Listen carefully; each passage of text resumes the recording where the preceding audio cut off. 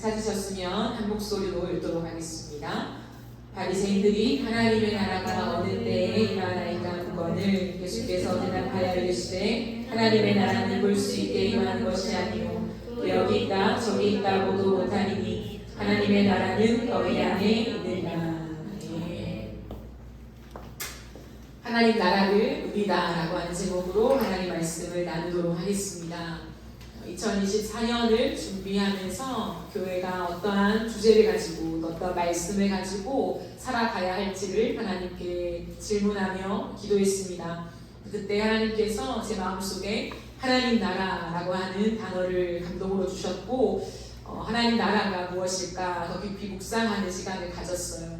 하나님 나라를 살아가는 것, 처음에는 이것들을 묵상하는데 하나님께서 저에게 누림에 대한 가르침을 주셨습니다. 그래서 단순히 하나님 나라를 살아가는 것이 아니라 하나님 나라를 누려가는 것에 대해서 1년 동안 말씀을 가지고 풀어가길 원하시는 감동을 받았습니다. 그래서 전체 주제를 하나님 나라를 누리다로 제가 정했습니다. 오늘 짧게 하나님 말씀을 나누고요. 이제 1월 첫째 주부터 주일 설교를 하나님 나라에 대한 그 누림을 어떻게 누려가야 하는지 영역들을 나누어서 제가 1년 동안 끌고 갈 생각입니다. 그래서 우리가 오늘 하나님 나라의 핵심, 하나님 나라가 무엇이며 우리가 어떻게 살아야 하는가에 대한 것들을 함께 나누는 시간들이 되었으면 좋겠습니다. 제가 예수 그리스도를 만나고 20살 때 신학교를 들어갔어요. 그 신학교에서 많은 것들을 배웠지만 잊을 수 없는 제 안에 머리부터 발끝까지 세팅이 되어버린 그 중심이 무엇이었냐면 하나님 나라였습니다. 하나님 나라라고 하는 과목을 들었는데 그때 교수님께서 하나님 나라가 무엇인지 하나님 나라를 어떻게 살아가는 것인지에 대한 강의를 해주셨는데요. 한 주 한 주마다 가슴이 부풀었고 기대가 되었고 내가 정말 그 나라를 살고 싶다. 또한 그 나라 안에 거하고 싶다. 그 나라를 누리고 싶다라고 하는 그 갈망이 어린 20살의 제 가슴을 가득 메우게 되었습니다. 그래서 그 하나님 나라, 그 하나님 나라가 무엇일까에 대한 고민을 진지하게 하기 시작했죠.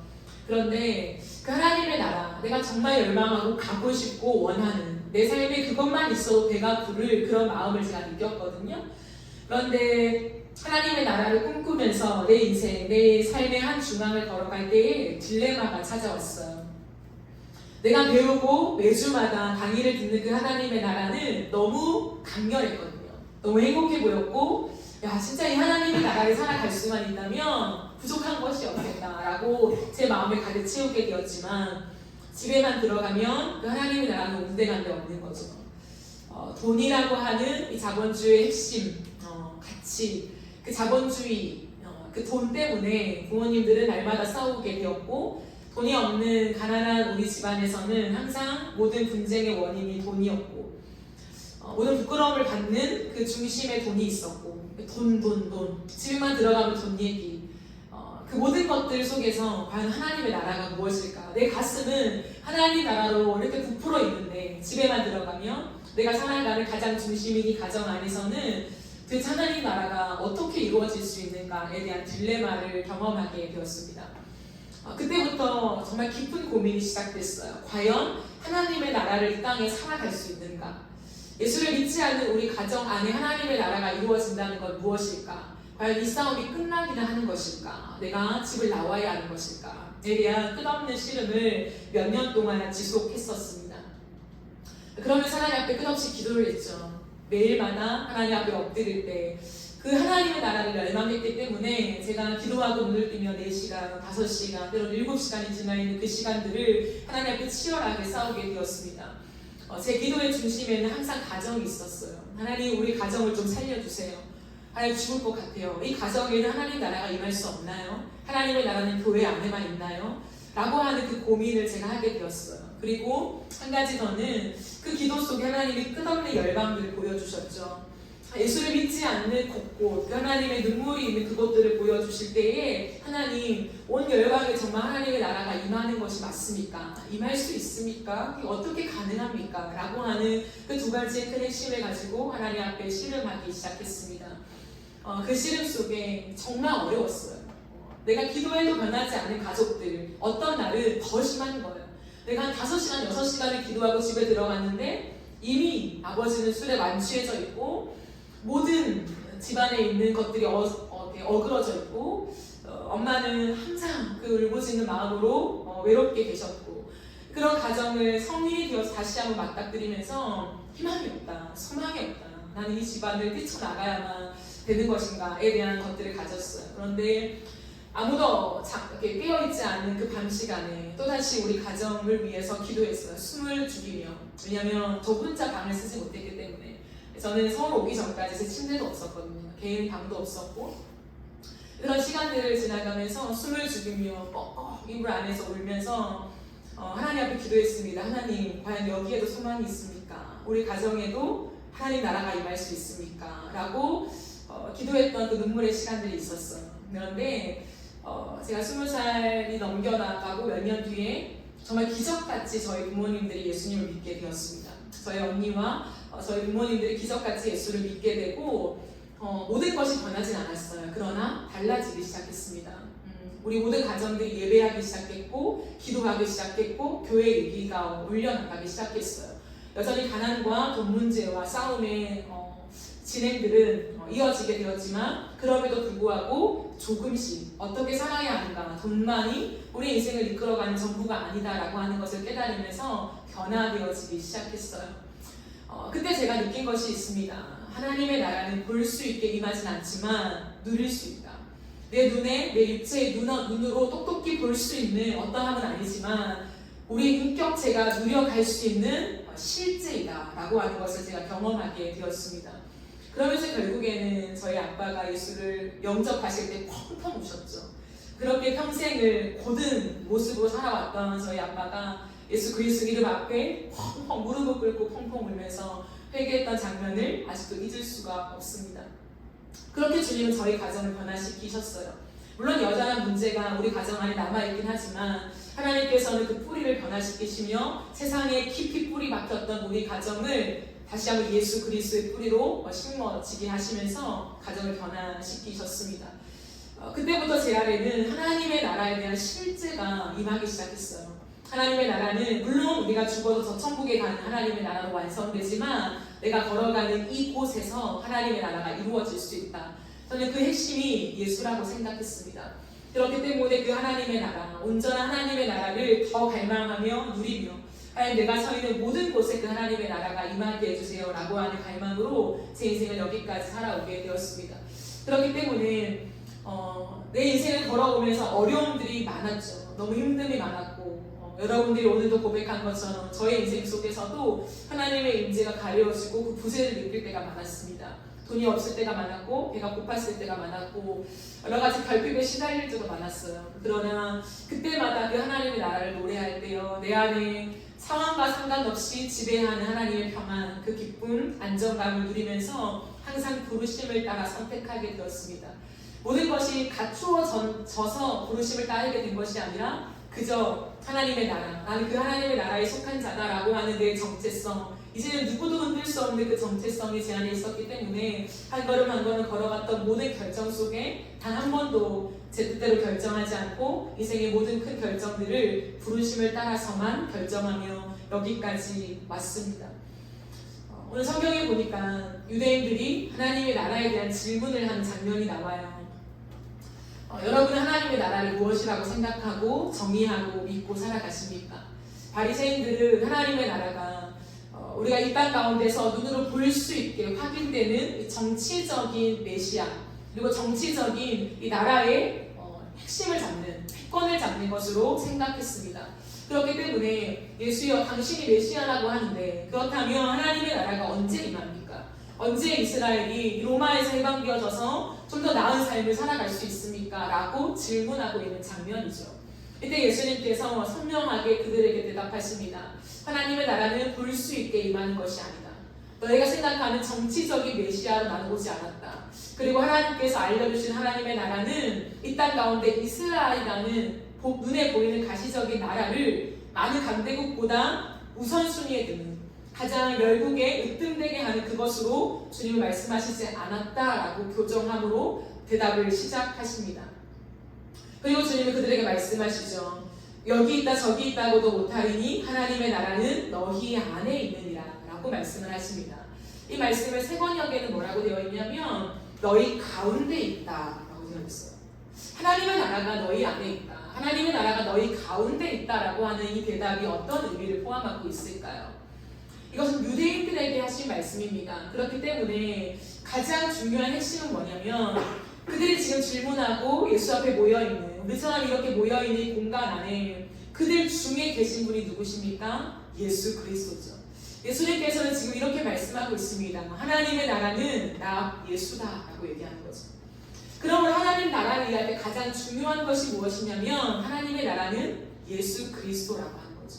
그 존재, 그분이 하나님 나라다라고 하는 것을 누가는 선명하게 기록하고 있습니다. 그러므로 너희 안에 있다라는 말도 맞죠. 왜냐하면 예수 그리스도를 믿을 때 예수님이 우리 안에 계시니까요. 그러나 보다 앞선 의미는 예수 그리스도 그 자체를 성경은 얘기하고 있다라고 하는 것입니다. 성경을 조금 더 찾아보겠습니다. 마태복음 24장 33절. 이와 같이 너희도 이 모든 일을 보거든 인자가 가까이 곧 문 앞에 이른 줄 알라 라고 되어 있죠. 이 인자는 누구입니까? 인자 예수님이죠. 병의 본문이 있어요. 마가복음 13장 29절. 이와 같이 너희가 이런 일이 일어날 것을 보거든 인자가 가까이 곧 문 앞에 이른 줄 알라. 똑같죠. 누가복음 21장 31절도 병의 본문이에요. 누가는 이렇게 기록합니다. 이와 같이 너희가 이런 일이 일어나는 것을 보거든 뭐라고 기록합니까? 하나님의 나라가 가까이 온 줄 알라. 라는 거죠. 그러므로 인자와 하나님의 나라를 동일하게 쓰고 있다는 거예요. 마태와 마가는 인자, 예수님이라고 직접적으로 언급했지만 누가는 그것을 하나님의 나라로 언급했다라고 하는 거죠. 그러므로 이 성경의 원저자 이 성령께서는 의도적으로 우리에게 알려주십니다. 무엇을요? 하나님의 나라는 예수 그리스도다라고 하는 것을 우리에게 선명하게 알려주고 있다라는 거예요. 그러므로 우리는 하나님의 나라를 이해할 때 그것은 가시적인 영역이 아니라 땅의 개념이 아니라 존재다, 인격이나 예수다라고 하는 것에 대한 분명한 이해가 있어야 합니다. 그러므로 하나님의 나라는 어디에 임할까요? 예수님의 통치가 임하는 곳에 하나님의 나라는 세워지게 된다는 거예요. 그러므로 하나님의 나라를 이해할 때 가장 중요한 것은 예수 그리스도의 존재와 그분의 통치라고 하는 거예요. 그분이 다스리시는, 왕으로 다스리시는 곳은 하나님의 나라가 된다는 거죠. 고로 하나님의 나라의 가장 작은 영역은 우리라는 거죠. 내 안에 예수께서 임하시고 예수님이 통치하셔야만 하나님의 나라가 임하는 거예요. 예수 그리스도께서 왕으로 다스리시는 곳이 되어야만 하나님의 나라가 우리 안에 먼저 임한다라고 하는 것이죠. 그러므로 예수 그리스도가 왕이다라고 하는 그 인정과 고백은 너무나 중요합니다. 우리가 하나님의 나라, 천국 끝없이 얘기하지만 그 하나님의 나라가 가까이 와 있지 않는 이유는 뭐냐면 여전히 우리 안에 내가 왕이 되어 살아가기 때문이라는 거죠. 왜냐하면 성경은 분명하게 말합니다. 하나님의 나라를 누릴 수 있다고요. 지금 이곳에서 누릴 수 있으며 그 하나님의 나라는 임하여 있다라고 말씀하십니다. 그리고 너희 안에, 우리 안에 먼저 임하는 나라라고 분명히 말씀하고 있다는 거예요. 근데 왜 못 누릴까요? 나는 예수님을 아는데, 교회를 다니는데, 내가 예수님을 고백하는데, 당신이 나의 왕입니다라고 우리는 항상 찬양을 하는데 왜 그것을 누리지 못할까요? 그분의 통치를 받지 못하기 때문인 거죠. 여전히 내 인생의 왕자에 내가 앉아있는 것입니다. 예수님에게 물어보기는 하죠. 하지만 크고 작은 많은 결정들과 생각들 앞에서 내가 우선순위로 내 모든 생각과 판단이 앞서갈 때에 하나님의 나라는 우리 안에 누려지지 못한다는 거예요. 이해는 할 수 있지만, 머리로 이해는 할 수 있지만 우리의 삶으로 껴안아서 이게 진짜 하나님의 나라구나 라고 하는 그 현재성을 누려가지 못한다라고 하는 것입니다. 누가복음 4장 16절에서 21절 말씀을 보면요, 이 말씀은 예수님께서 이 땅에 오셨을 때 지상에서 처음 하신 설교였어요. 첫 설교였습니다. 16절을 보시면 예수께서 그 자라나신 곳 나사렛에 이르사 안식일에 늘 하시던 대로 회당에 들어가사 성경을 읽으려고 서심해 선지자 이사야의 글을 들이거늘 책을 펴서 이렇게 기록된 글을 찾으시니 곧 주의 성령이 내게 임하셨으니 이는 가난한 자에게 복음을 전하게 하시려고 내게 기름을 부으시고 나를 보내사 포로된 자에게 자유를, 눈먼 자에게 다시 보게 함을 전파하며 눌린 자를 자유롭게 하고 주의 은혜의 해를 전파하게 하려 하심이라 하였더라. 책을 덮어 그 맡은 자에게 주시고 앉으시니 회당에 있는 자들이 다 주목하여 보더라. 이에 예수께서 그들에게 말씀하시되 이 글이 오늘 너희 귀에 응하였느니라 하시니 라고 말합니다. 그럼 이것이 무엇일까요? 하나님의 나라를 얘기하는 거예요. 지금 예수 그리스도께서 이 땅에 오시고 당신이 이 땅을 밟으실 때에 성령이 임하시며 그 성령이 임할 때에 주의 통치가 나타난다는 거예요. 그런데 이 모든 것이 언제 이루어졌느냐라고 했을 때 오늘 너희 귀에 응하였다. 하나님의 나라가 지금 이 자리 가운데 임하여 있다라고 주님을 선포하시는 거예요. 나 예수를 믿어라 그러면 이후에 천국이란 어떤 공간으로 너희를 다 데리고 갈 거야 라고 말씀하시는 것이 아니라 지금 이곳에 하나님의 나라가 임하여 있다라고 주님 말씀하고 있다라는 것이죠. 그러므로 이 땅 가운데 예수님께서 하시는 것은 뭐냐면 예수님께서 통치하시기 시작하면서 사단에게 묶여있던 모든 것에서 그 통치권을 가져오시는 거예요. 많은 사람들이 이 말씀에 나와 있듯이 포로되어 있다는 거죠. 죄로 인해서 사탄에게 포로되어 있어서 그 사탄이 주는 건 뭐냐면 사탄은 자신을 따르라고 얘기하지 않아요. 너 자신을 따라 살라고 얘기하지. 그러다 보니까 그 결국이 멸망이고 사탄은 나는 몰라 너가 선택한 거잖아 라고 나중에 발뺌을 한다는 거예요. 아무런 능력이 없어요. 왜냐하면 본인도 지옥에 떨어지니까. 그러면 우리를 속이는 거죠. 너의 힘을 의지하면 돼. 너가 생각한 대로 걸어가면 돼. 너가 왕이야. 너가 하면 돼. 라고 끝없이 우리를 유혹하는 거죠. 그러니까 포로되어 살아간다는 거예요. 결국에 그것 속에 여러분 자유가 없다는 거예요. 내가 모든 걸 통제하는데 사실 자유가 없어요. 그 아이러니와 모순이 우리가 껴안는 모순이잖아요. 내가 모든 걸 할 수 있다고 생각하지만 항상 그 불안함이 우리를 엄습해오죠. 이 모든 딜레마를 끝없이 겪어가게 하는데 예수님이 오셔서 하신 일은 뭐냐면 그 포로된 우리를 자유롭게 풀어준다는 거예요. 너가 아등바등 살려고 하지마. 나에게 다 맡겨. 내가 너의 인생을 주도할 거야. 내가 너의 인생을 끌고 간다니까. 내가 모든 걸 계획해 놓았어 라고 하는 그 안정감 속으로 예수님을 옮겨가는 것이 하나님 나라가 이루어지는 거라는 거죠. 눈먼 자에게 다시 보게 함을 주시는 것이 하나님의 나라가 임한 것이라 설명합니다. 우리가 보는 것이 무엇입니까? 우리는 눈멀지 않았어요. 근데 성경은 왜 눈이 멀었다고 얘기할까요? 예수님을 진짜 보지 못하기 때문이죠. 머리로는 알아요. 모든 사람이 머리로는 예수님을 압니다. 그러나 그 주님을 직접 보지 못한다는 거예요. 왜요? 우리의 영의 눈이 닫혀 있어서 그런 것입니다. 우리가 지금도 성령이 임하셔서 영의 눈이 열리면 예수의 아름다움을 보게 되죠. 수많은 사람들이 예수의 아름다움을 노래했어요. 그분의 엄청난 위엄을 노래했다는 거죠. 그것은 하나님의 나라 안에서 가능하다는 거죠. 주님이 우리 가운데 통치하시기 시작하면 나타나는 현상이 우리의 눈먼 것이 다시 한번 깨끗하게 되면서 예수를 선명하게 보게 되는 거죠. 그러면서 우리 안에서 그 주님을 따라 살고 싶은 갈망이 일어나며 기꺼이 주님 앞에 우리 인생을 내려놓게 되는 그 하나님의 나라가 시작되는 것을 주님이 지금 말씀하고 있다라고 하는 거예요. 또한 눌린 자라고 하는 것은요, 죄로 인해 망가진 인간성을 얘기합니다. 꽉 눌려서 모든 것이 망가지고 뒤틀려 버린 것이라는 거죠. 하나님께서 이 땅을 창조하실 때 보시기에 좋았더라라고 했잖아요. 부족한 것이 없는, 흠이 없는, 주님 보시기에 정말 알맞은 모습으로 우리를 창조하셨는데 죄로 인해서 모든 것이 파괴되었어. 인간성이 파괴되고 인간의 아름다움, 그 고요한 주님을 닮은 마음들을 다 상실해 버렸지요. 억눌리고 억압되어져서 다른 사람을 찌르는 인생들, 내가 살기 위해서 다른 사람을 끝없이 상처를 주고 끝없이 넘어뜨리려고 하는 우리 악한 본성들, 여기에서 주님은 자유롭게 하겠다는 거예요. 여러분, 이것은 무엇을 이야기할까요?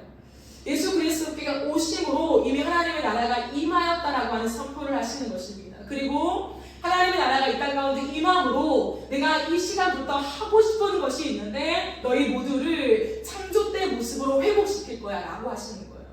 그 창조 때의 모습이 이 땅 가운데 되찾아지게 하는데 나는 온 열심을 다할 거다라고 말하는 거죠.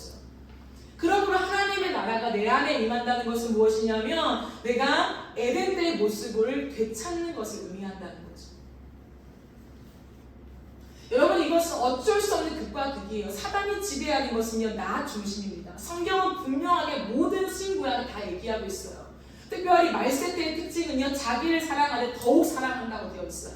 끝없는 자기 욕심, 자기 사랑에 똘똘 뭉쳐 살아가는 것이 이 말세의 특징이라고 언급하고 있거든요. 왜일까요? 끝이 갈수록 사탄은 더 많은 사람들을 미혹하고 미혹하게 바꾸다는 거죠. 그러므로 사탄의 힘이 뭐라고요? 너 자신에게 집중하라 이거예요. 너가 할 수 있어. 너의 능력을 펼쳐라. 너가 책임져. 라고 하는 거예요. 그러니까 많은 사람들은 나에게 매여 있는 것들. 근데 주님께서 하시는 건 뭐냐면 그 모든 것을 내려놓고 예수가 왕이 된 삶을 선택하게 만드는 거죠. 그것이 에덴으로의 회복입니다. 그래서 우리 안에는 사랑이 생겨나게 되는 거예요. 내가 모든 것을 표현하고 남을 찌르는 것이 아니라 하나님의 사랑이 우리 안에 부음바 되어서요, 그 하나님의 사랑으로 다시 한번 살아가게 되는데, 나를 죽이고 나를 누르고 내 죄성을 내려놓을 때에 놀라운 것은 다른 사람들이 살아나는 역사가 일어난다는 거예요. 주님이 살리는 거예요. 그 사람을 사랑으로 덮어주면서 사람들의 마음속에 살고 싶은 마음이 든다는 거죠. 주님은 그것을 우리에게 회복하길 원하신다, 되찾길 원하신다라고 얘기를 하는 거예요. 그래서 우리에게는 새로운 꿈을 꿔야 한다라고 주님 말씀하고 있다라는 거예요. 무슨 꿈입니까? 하나님의 나라를 아는 자, 하나님의 나라를 믿는 자는 어떻게 살아야 하는가에 대한 답을 주신다는 거예요. 그러면 이 땅에서 너희는 어떻게 살아야 하는가라고 했을 때 하나님의 나라를 구하며 살아야 한다는 것을 말하는 거죠. 하나님의 나라를 구하기 위해서 우리 안에는 끝없이 하나님의 나라를 먼저 누려가야 합니다. 우리가 계속 얘기하잖아요. 하나님의 선하심을 어떻게 알아라? 맛보아 알지어다. 하나님의 선하심을 머리로만 아는 사람이 어찌 다른 사람에게 끝없이 하나님의 사랑을 전할 수 있겠습니까? 내가 맛본 사람은 전하는 거예요. 그죠? 여러분이 오늘 선교를 다녀오셨잖아요. 그게 좋으면 좋을수록 다른 사람에게 선교를 권할걸요? 너도 기회가 되면 선교를 꼭 가봐. 그 속에서만 어느 하나님의 은혜가 있어 라고 우리는 아무리 척박하고 어려운 땅을 향해 갈지라도 그 사람들에게 응원할걸요? 그래도 가봐. 왜냐하면 맛보아 알았기 때문이죠. 우리 안에 하나님의 나라가 누려지게 된다면 우리는 내가 바뀌어지는 것을 먼저 경험한다는 거예요. 항상 이기심과 내 자아가 커서 똘똘 뭉쳐 살아갔던 나에게 어느 순간부터 주님 앞에 묻게 되는 거예요. 내가 조급함으로 모든 것을 통제하려고 하는 것들을 내려놓고 하나님 앞에 기다림을 훈련하게 되는 거예요. 그러면서 다른 사람에게도 그 하나님의 사랑이 드러나는 삶을 살아가게 되는 거죠. 이게 하나님 나라를 누려가는 것이라고 성경은 우리에게 이야기하고 있습니다. 우리 인생의 어려움은 하나님이 주시는 복이 부족해서가 아니에요. 하나님 더 주세요, 더 주세요. 부족합니다. 주시면 제가 할게요가 아니라 이미 예수 그리스도로 말미암아 주신 복을 누리지 못하는 거에 문제가 있다는 거예요. 이미 주신 복만 누려도 우리는 끝없이 우리의 인생을 더 나은 삶으로 주님 앞에 들려갈 수 있다는 거예요. 그러므로 우리의 인생의 중요한 기도 제목은 하나님 복을 주세요 라고 하는 기도보다도 하나님 주신 복을 누리게 해주세요. 이미 예수 그리스도 안에서 주신 복을 내가 발견하고 마음껏 누리며 살아가게 해주세요 라고 하는 기도가 우리 안에 있어야 한다라는 거예요. 하나님은 자기 자녀에게 가르치고 싶으신 것이 있습니다. 그것은 뭐냐면 내 눈에 당장 좋아 보이는 길이 있잖아요. 당장 이 길로 걸어가면 되겠구나 하는 그 길이요. 그리고 모두가 선호하는 길이 있어요. 모두가 다 A라는 길로 가고 싶은 그 마음들. 그러나 그것이 아니라 하나님이 원하시는 길로 갈 때에 우리의 인생이 복되다라고 하는 것을 우리의 인생 가운데 알려주기를 원하세요. 그렇기 때문에 고난이 있는 거예요. 여러분 사도 바울이요. 그렇게 영성이 깊고 하나님과 밀착되어 살아갔던 그 사도 바울이 3번이나 기도한 것이 무엇입니까? 자기 육체에 있는 가시를 제거해달라고 하는 거였어요. 여러분 바울은요. 걸어다니면서 다른 사람들을 안수하면요. 모두가 깨끗이 나았어요. 신유의 은사가 펼쳐졌다는 거예요. 가는 곳마다 예수를 믿는 자들이 일어나고 놀라운 변화와 간증이 풍성했던 사람이 사도 바울이었어요. 근데 그런 사도 바울이 주님 앞에 똑같은 3가지의 기도를 드렸 세 번의 기도를 드렸다는 거예요. 하나님, 당신의 길을 걸어갈 때 내 육체가 너무 힘들어요. 이 가시를 제거해 주세요. 근데 주님의 대답이 무엇입니까? 내 은혜가 내게 족하다. 우리가 생각할 때는 사도 바울쯤 됐으면 그래 더 건강하게 더 육체가 온전하게 된다면 진짜 온 열방을 다니면서 복음을 더 열심히 전할 수 있지 않을까? 사도 바울의 건강을 위해서 우리는 기도했을 것입니다.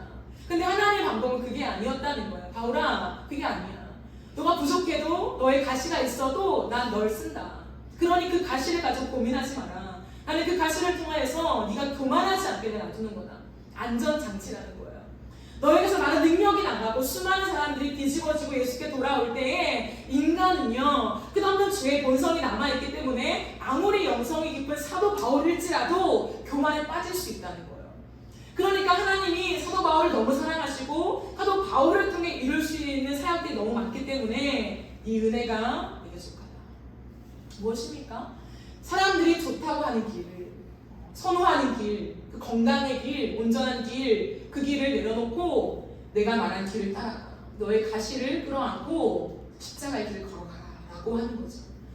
이때 사도 바울은 그 주님 말씀 앞에 예스 하면서 기가 막힌 고백을 하죠. 우리가 너무나 잘 아는 빌립보서 4장 13절 말씀을 주님 앞에 드립니다. 내게 능력 주시는 자 안에서 내가 모든 것을 할 수 있는 이것은 위대한 능력을 이룰 수 있다는 것이 아닙니다. 난 모든 걸 할 수 있어요. 이런 의미가 아니라 하나님이 허락하신 모든 상황들을 나는 아멘으로 넘길 수 있어라는 거예요.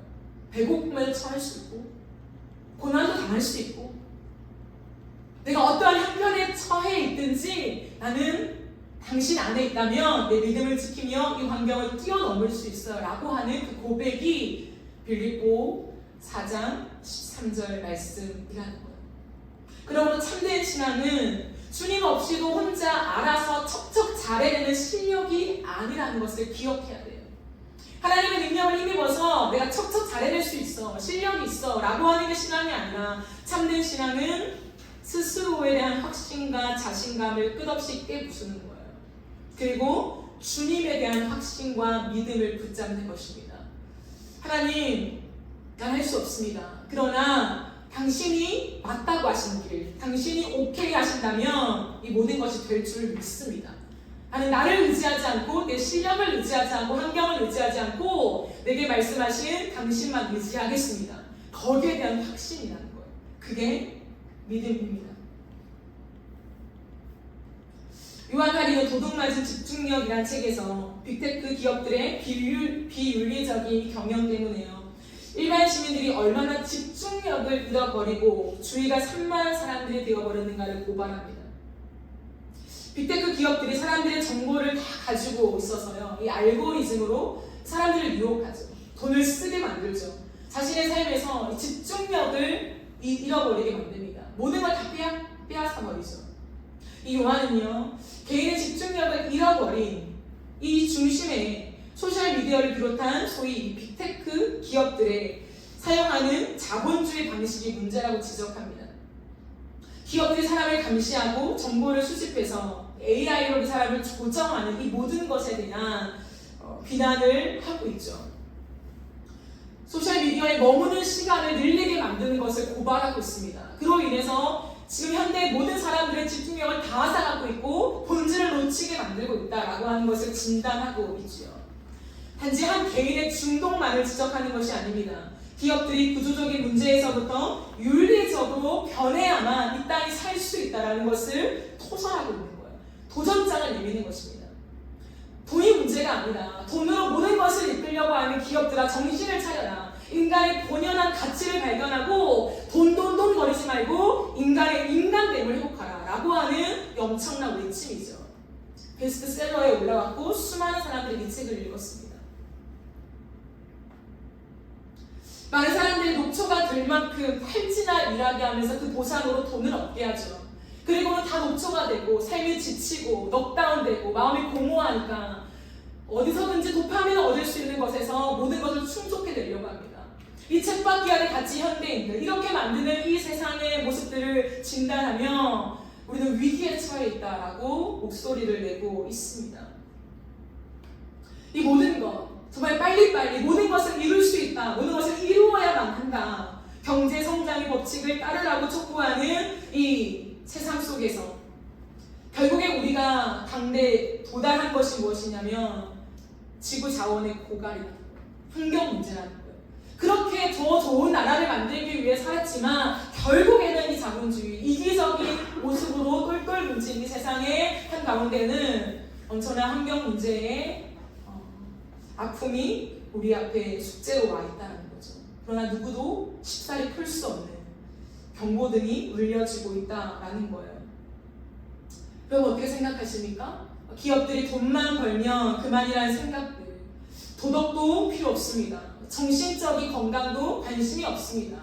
이 현실 속에서 우리는 무엇을 바라며 살아가야 하는가? 하나님의 나라를 이룬다는 것이 무엇인가에 대한 고민을 치열하게 하지 않으면 다 놓쳐버린다라고 하는 거예요.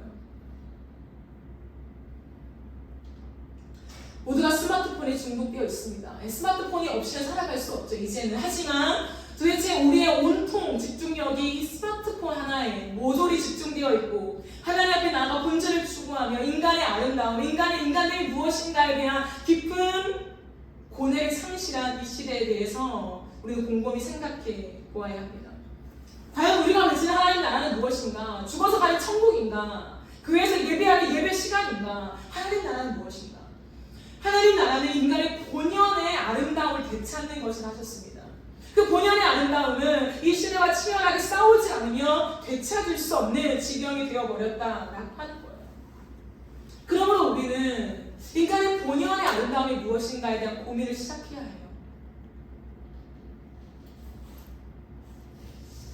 인간을 회복하기 원하시는, 인간성을 회복하기 원하시는 예수의 눈빛과 우리 날마다 마주해야 한다라는 거예요.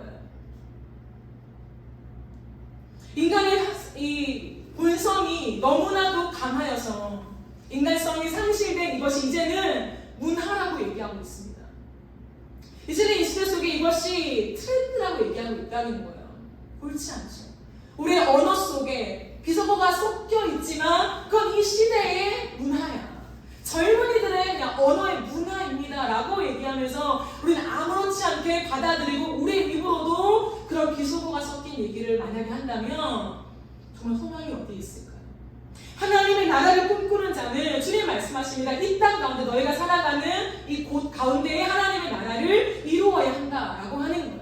그렇다면 우리는 소셜미디어 속에서 끝없이 제어하고 그것을 점검할 시간 없이 무분별적으로 우리에게 쏟아내는 그 모든 엄청난 세상의 흐름 속에 스탑하며 하나님의 나라에 대한 이해를 가지고 점검하는 시간을 반드시 거쳐야 된다. 필터링의 작업이 필요하다는 거예요, 여러분. 요즘에는 유치원생들도 유튜브를 하잖아요, 여러분. 그것을 막아낼 수 있는 학부모가 없어요. 초등학교에 들어가기만 하면 이제는 부모의 손을 떠났어요. 저희 조카도 유치원인데요. 유치원에만 가면요, 아이들이 유튜브를 본대요. 왜? 유치원생부터 핸드폰이 있으니까. 그걸 누가 막냐는 거예요. 집에서는 못 보게 하지만 유치원에 가고 학원에 가면 아이들 다 보잖아요. 그 속에서 우리는 과연 어떠한 유튜브 속에 또 컨텐츠 속에 다음 세대를 살릴 것인가에 대한, 하나님의 나라가 무엇인가에 대한 그 고민이 우리 안에 있고 그것이 현실로 드러나야 한다라는 거예요. 여기에 대한 세팅이 되려면 우리가 하나님의 나라에 대한 이해가 있어야 된다는 거예요. 하나님의 나라가 무엇입니까? 하나님의 나라를 설명해 줄 수 있으십니까? 라고 했을 때 여러분이 설명할 수 있어야 돼요. 하나님의 나라는 이런 것입니다. 신학적으로 거창한 말 필요 없이요, 그냥 성경적인 대답을 하면 되는 거예요. 하나님의 나라는 이런 것이고요. 이 땅에서 우리는 하나님의 나라를 이렇게 이루려고 하고 있어요. 구체적인 것들을 우리가 말할 수 있어야 한다는 거죠. 그 작업들을 여러분과 함께 2024년에 저는 하려고 합니다. 성경은 우리 가운데 분명히 말씀하십니다. 마태복음 6장 33절에 그런지 너희는 먼저 그의 나라와 그의 의를 구하라. 그리하면 이 모든 것을 너희에게 더하시리라. 그럼 이 모든 것이 무엇입니까? 우리의 생존의 문제, 먹고 사는 것, 우리의 인생을 걸어갈 때 우리가 절대적으로 필요하다고 생각하는 그 모든 것, 그 모든 것을 내가 더해주마. 그러니 너희는 먼저 그것을 구하지 마라. 그건 이방인들이 구하는 것이다. 너희는 먼저 하나님의 나라를 구하라. 예수를 구하라라고 주님 분명하게 말씀하고 있다는 거예요. 그러면 마지막으로 우리가 어떻게 하면 그 하나님의 나라를 누릴 수 있을까요, 여러분? 어떻게 해야 누릴 수 있을까요? 이 땅 가운데 세상을 사랑하지 않고 말씀을 사랑해야 합니다. 여러분, 너무나 심플한 이야기이지만요, 이게 정답이에요. 그리고 이것은 쉽진 않습니다. 우리를 즐겁게 해주고 편리하게 해주고 모든 것을 다 누리게 해주는 이 세상 한복판에서 육신으로 내가 누릴 수 있는 모든 것들을 이제 거부해야만 해요. 세상을 사랑한다 라고 하는 것은 내 육신의 만족이거든요. 그건 바로바로 오지 않는 나에게 그것을 거부하고 세상을 사랑하지 않고 날마다 하나님의 말씀을 사랑한다. 근데 그런 사람에게 주님은 하나님 나라를 누리게 한다고 말씀하십니다. 우리 안에 싸움이라는 거예요, 여러분. 우리가 착각하면 안 되는 게 뭐냐면 하나님 말씀을 사랑하는 것은 하나님이 언젠가 주시겠지라고 하는 거. 여러분, 그렇지 않아요. 하나님이 우리를 구원해 주셨잖아요. 그 구원은 일방적인 은혜입니다. 우리의 어떠한 행위가 포함되어 있지 않잖아요. 하나님의 주권으로 우리에게 구원을 주셨어요. 그렇다면 우리와 하나님이 관계를 하기 시작하잖아요. 인격적인 관계. 그때부터는 우리의 마음이 절대적입니다. 어쩌면 우리가 하나님을 원하지 않잖아요. 그러면 하나님 우리에게 말씀을 안 하세요. 우리가 하나님을 생각하지 않잖아요. 그러면 하나님은 우리의 인생에 세밀하게 나타나지 않아요. 정말 크게 나타날 수 있어요, 하나님이. 그러나 정말 친밀한 하나님으로 내 인생에 말씀하시는 경우가 드물어요. 그러나 반대로 내가 정말 구원을 하나님의 은혜로 받았지만 그 값없는 구원에 대한 감사와 간절함을 가지고 날마다 주님을 더 알기를 갈망하잖아요, 여러분.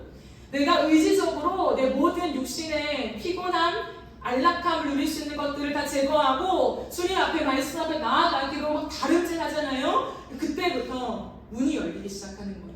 하나님과의 교제의 문, 하나님을 더 깊이 알아가는 문, 그 문들이요 열리기 시작해요. 그래서 그 안에서 평안을 누리고 하나님이 이렇게 일하시는구나 라고 하는 그 인격을 누릴 수 있어요.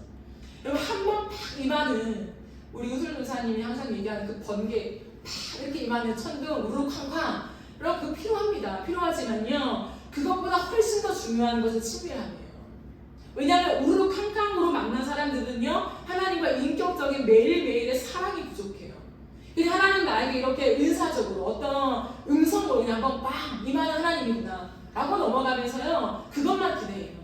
그렇게 말씀하시면 내가 순종하면 되지. 그렇게 말씀하시면 내가 따라가면 되지. 그렇게 말씀하시면 내가 하나님 만나면 되지. 근데 아주 중요한 걸 놓치는 거예요. 관계의 깊음, 사랑을 놓치는 거죠.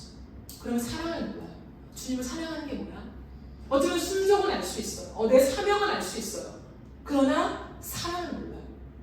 주님 사랑합니다. 이걸 모른다는 거죠. 저는 한 개인을 높이는 것이 아니라 제가 은솔문사님을 보면서 생각한 건 뭐냐면 우르르캉캉이 없어요. 그죠? 본인이 생각할 때 우르르캉캉이 없습니다. 근데요 정말 인간이 하나님과 관계 속에 가장 특별하게 얻을 수 있는 가장 귀한 것을 가지고 있어요. 그건 뭐냐면 주님 사랑에 대한 목마름이에요. 정말 시냇가에 사슴이 물을 찾기에 갈급한 것처럼 꼴딱꼴딱 넘어갈 것처럼 다른 건 다 필요 없고 물밖에 난 필요한 것이 없습니다라고 그 절박함으로 호소하는 사슴의 심장을 가졌다는 거예요.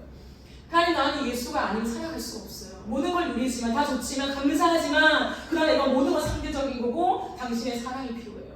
여러분, 이건 아무나 고백할 수 없는 거라는 거죠. 근데 왜 그랬을까요? 그것을 알고 비가 오나 눈이 오나 하나님이 임재하시나 임재하시지 않나 기도했을 때 아무런 하나님을 느끼지 않는 그 부재의 고통만 더해지는 그 시간일지라도 매일매일 주님 앞에 나아가는 기도의 시간들, 하나님 앞에 당신을 원해요 라고 머물러 있는 그 아무도 보이지 않나 그 깜깜한 본당 안에 하나님 앞에 앉아있는 그 눈물의 시간들, 그 답답함의 시간들, 그 처절한 절망의 시간들, 왜 나는 만나주시지 않아? 다른 사람들 간증이 넘치는데 우르르캉캉의 간증이 넘치는데 왜 하나님 날 만나주시지 않아요? 라고 하는 그 답답함을 가지고 오늘 또 내일 또 모레도 끝없이 그 시간들 앞에 엎드린 그 은혜로 하나님 주시는 선물이라고 저는 하시네요. 이거예요. 그래서 주님 사랑해요 이 한마디면 끝나는 거예요. 그 하나님의 임재가 오는 거죠. 저는 비교하는 건 아니지만 그 은혜를 우리는 맛보아야 해요. 그래야 우리의 인생 속에 하나님 나라가 임할 수 있다는 거예요. 끝으로 여러분, 천국은 제가 늘 말하는 건데요 천국은 예수 그리스도예요. 정말 많은 청년들을 만나보면서 천국을 또 하나의 유토피아로 생각할 때가 너무 많더라고요.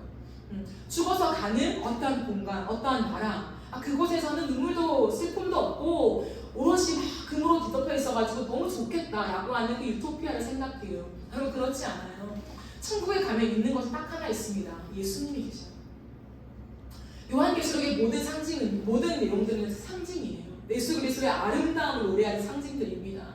그러므로 오늘 우리가 이 현실에서 예수를 누리지 못하잖아요. 예수의 얼굴을 보면서 그것만으로 만족하지 못하잖아요. 주님 사랑해요. 당신의 얼굴이면 충분합니다. 라고 하는 그 은혜가 없잖아요. 그럼 천국은 지옥일걸요? 천국은 예수님밖에 없어요. 눈만 뜨면요, 예수님 하고만 우리가 찬양하고 대화하며 그 주님으로 살아가는 영원한 시간이에요.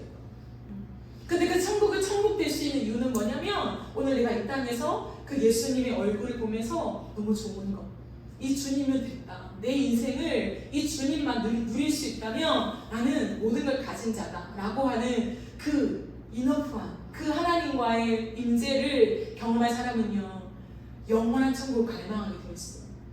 하나님 이 시간 속에서는 우리가 끊겨지잖아요. 하나님 임재를 확 경험했다가도 세상의 한복판에서는 그런 하나님 임재를 놓치고 내 가슴이 냉랭해지고 이런 것들이 반복되잖아요. 근데 그 영원한 천국은요 하나님의 임재를 보는 게 지속된다는 거예요. 1초도 끊겨짐이 없다는 거예요. 그리고 지금 오늘 우리가 이게 진짜 은혜구나, 이게 진짜 눈물의 예배구나 라고 하는 것과 비교할 수 없는 그 영광을 영원토록 누린다는 거예요. 그 예수를 누리며. 그러니까 천국을 갈망하죠. 하나님 내가 지금 이렇게 이너프하게 당신을 누리는데 천국에 비하면 아무것도 아니라고. 대체 그 천국은 어떤 곳이길래 당신을 얼마큼 내가 가까이 알 수 있길래 하나님 그렇게 설명하십니까? 내가 그 천국에 가고 싶습니다. 당신의 얼굴을 마주하고 싶어요. 그러기 위해서 내 구원을 놓치지 않고 이 땅에서 열심히 믿음의 경주를 할게요 라고 하는 그 갈망을 가지고 혹여나 구원을 놓칠까봐 우리의 마음속에 그 하나님 앞에 겸손함을 가지고 하루하루 살아가거든요. 아시겠어요? 그러니 오늘 하루 동안 주님 갈망할 수가 그러니 예수라고 하는 이 성경을 읽죠. 주님은 분명히 말했어요. 이 모든 성경은 나를 증언하는 것이다. 세상의 모든 역사를 다 쓴 것이 아니라고 했어요. 그럼 종이가 부족하다고 했어요. 이 성경은 처음부터 끝까지 나 예수를 증언하는 책이라고 했어요. 구약에서도. 그러니 예수를 알기 위해서 신구약 성경을 읽는 거예요. 여러분 이거밖에 없습니다. 그러니 저는 바라는 것이 딱 한 가지예요. 여러분이 2024년도에 이 갈망을 가지고요, 하나님 나를 누리고 싶은 갈망을 가지고요, 성경에 미치는 거예요. 저도 기도하고 있어요. 하나님, 내가 정말 이 성경에 미쳐서 다윗이 고백한 시편 19편에 고백한 하나님, 당신의 이 말씀이 금, 그 순금보다 더 귀하고 꿀, 그 송이꿀보다 더 답니다 라고 고백한 그 고백을 우리에게 이너프 서치에게 하는 경험케 해주세요. 나에게 더 경험케 해주세요 라고 하는 그 갈망이요. 우리가 2024년도에 많은 여러분들의 기도의 제목들, 소원, 여러분이 걸어갈 길들이 있겠지만 우리가 이 말씀에 미쳐보기를 우리 한번 기도합시다. 하나님 이 말씀에 미쳐서 이 말씀을 한 구절 한 구절 읽어갈 때마다 성령께서 조명해 주심으로 이 말씀이 편안하시고 재미가 있고 또 읽고 싶어지고 이 말씀대로 살아가고 싶고 이러한 은혜요.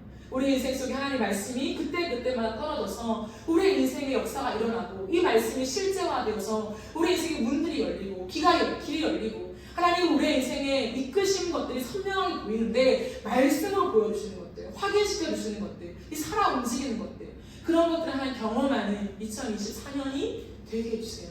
그 하나님의 나라를 누려가는 정말 여러분의 복된 삶이 되어지기를 간절히 바라고 소망합니다. 우리 함께 찬양합시다.